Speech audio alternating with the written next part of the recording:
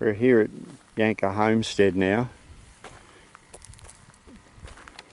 and in the car park, and we've just booked to go on a tour later, so I'm just going to turn the video off because I want to do some when we're on the tour probably, and let the rangers explain what's going on, and because the battery's running low. Yeah, it's fantastic, and I think that you know, it contributed a lot to the price of the park, having the movable heritage. Yeah, for sure. Everything that goes with it. But it was it's certainly worth it to have this great collection. So of course here we've got the Murray Pine, as we mentioned earlier. Yep. With the drop log construction, as you know, it's just been sort of cut to size and slotted in one on top of the other. But you're a carpenter, so don't really need to explain that. Oh. So now is actually known as the cook's sitting room. Now the cooks were pretty important on the station, but they didn't actually have their own sitting room. Oh. That's something special. So it used to be the cook's quarters, and when the cooks started to bring their families onto the station and times changed a bit, they moved the cooks into the cottage over there where the exhibit is. Oh, right, yep. And this became a place where you could come and sit and have a conversation or read a book before tea. Jeez. A few interesting things in here, of course, are the wool displays. Yep. Very typical of registered breeders to have wool displays like this, though they weren't actually registered breeders here at Yanga. And it's a great way to tell the good ewes from the bad is pretty easily by looking down at the wool clips and seeing how far the dust goes down on the wool clips. And you know how operations they were sort of cooking here. You were feeding a lot of people. Yeah, well, up to 100 or so, yes, yeah. You'd be feeding quite a few. Yeah, so a few fended for themselves. For example, the stockmen would usually cook out of camp ovens and things like that down in the singlemen's quarters. But you were feeding sort of the manager, his family, the house staff, the jackaroos at times would eat with the manager. Yep. They were sort of apprentice overseers, I guess you'd call them, on less wages than a stockman, but they gained that valuable experience. So. Yeah. Is it permanent water? Or semi-permanent water? Semi-permanent, yeah. It has been dry a few times before.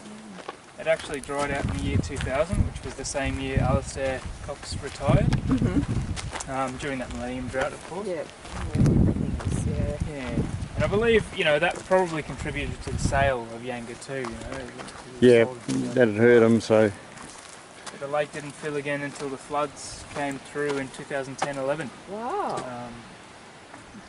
Generally, this time of year, it's not very typical to see it this full. Over summer it'll drop with evaporation down to about 1.5 metres deep.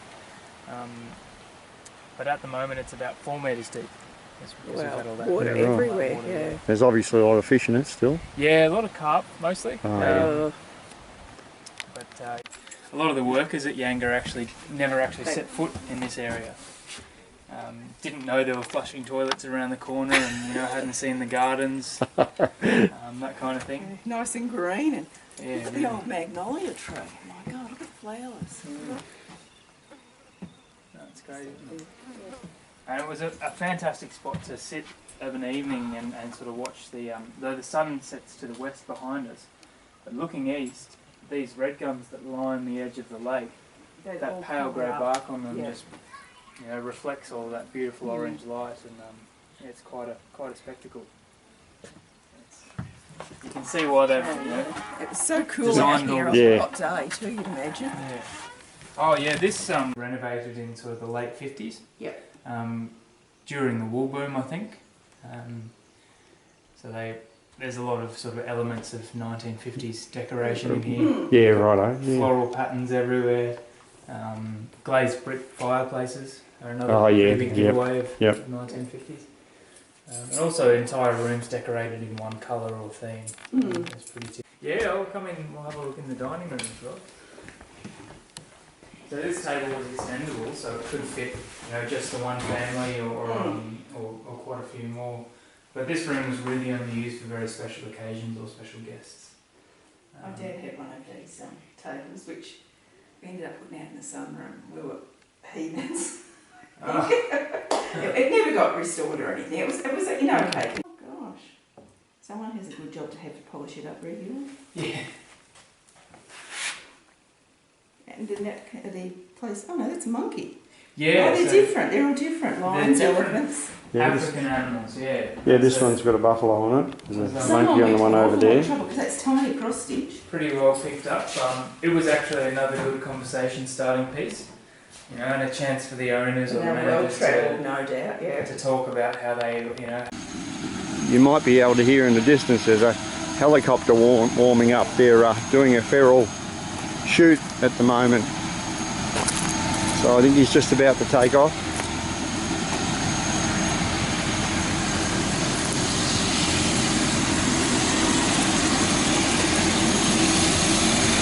There he is.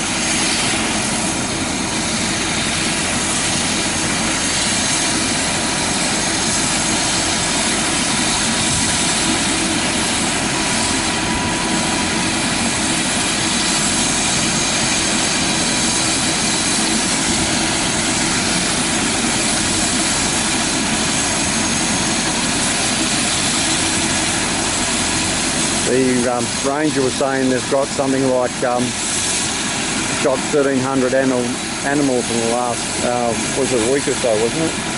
4 days. Is he going up or not? There he goes.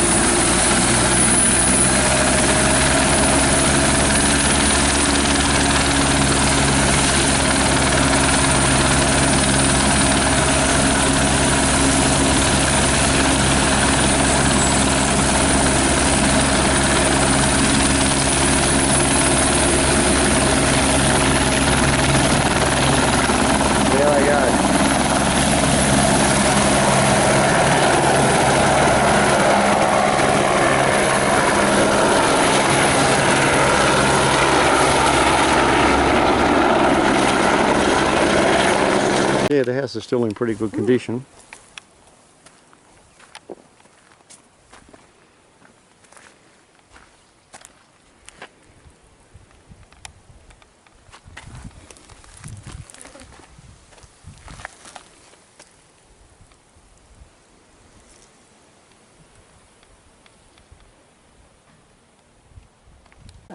Yeah, it does.